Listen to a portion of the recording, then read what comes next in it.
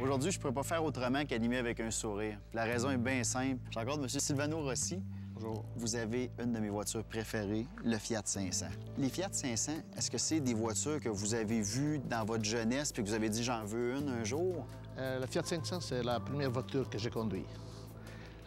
La première voiture que j'ai conduite en cachette de mon père, puisque quand il prenait sa sieste, moi, je profitais de pousser la voiture sans la démarrer et après ça, je la démarrais un peu plus loin et je me promenais en campagne. C'était ma première voiture, ma première passion.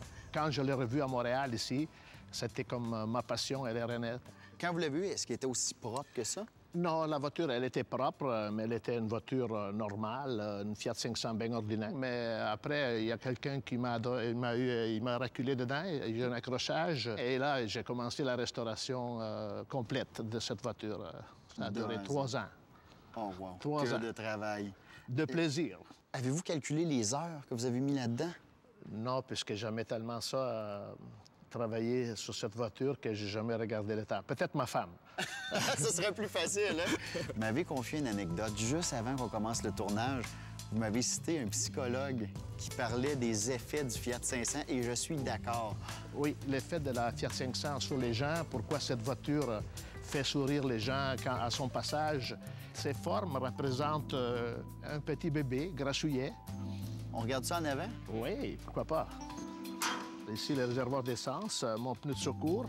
La boîte à outils, elle était la boîte d'origine. Changer le pneu de secours et avec ces clés-là, on peut démonter presque l'auto au complet. On a une question du public ici. Pourquoi la valise est toujours ouverte? Et le modèle Abarth, c'était une voiture plus performante que les autres voitures. Et pour le refroidissement, on gardait le capot ouvert, toujours. Monsieur Carlo Abarth, c'était quelqu'un qui prenait les voitures sur la ligne de montage de Fiat. Il les modifiait pour les rendre plus puissantes. C'est-tu possible de l'ouvrir un petit peu Oui. plus? On peut-tu Oui. s'en briser? Oui. Wow! OK, le moteur, ça vient pas d'origine comme ça, là.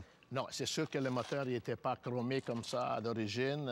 Comme j'ai dit, ça, c'est personnalisé. Y a-tu moyen? Y en a-tu beaucoup au Québec? Y a-tu un club? Oui, on a un club à Montréal. On est à environ une 50aine de membres. Mais des voitures, il y en a qui sont disponibles. Il y a des gens qui ont fait venir des voitures pour les vendre.